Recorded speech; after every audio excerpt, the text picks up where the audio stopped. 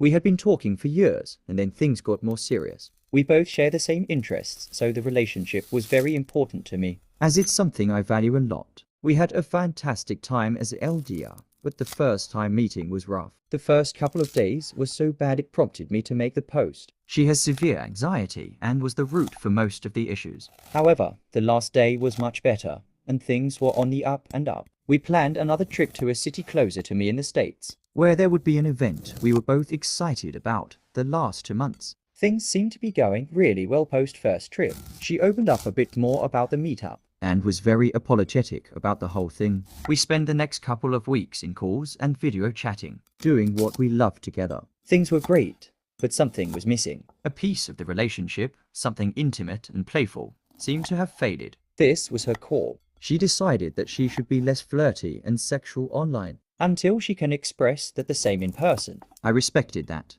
I believed it just needed time, and I've always been committed to working through things together. Unfortunately, that's where things started to spiral. One thing about her is that she's very independent, and that often came across as distant, uncaring. There's some days where she chooses to not interact with me, ignore my messages, or get short when I try to be affectionate and caring. Usually this only happens when she's having a rough day, understandable, unfortunately. A week ago, she was having one of those terrible weeks. In my head, a relationship should be one of comfort, relief. But while I tried to help her through it, she lashed out and started being distant. I tried to comfort her, but it was met with a coldness I couldn't understand. I had to guess how she was feeling and was left in the dark a lot. I made the, in hindsight, wrong choice of opening up about how I didn't understand and how I just wanted to be someone she could lean on. About how it made me feel awful I couldn't support her. I felt shut out so often.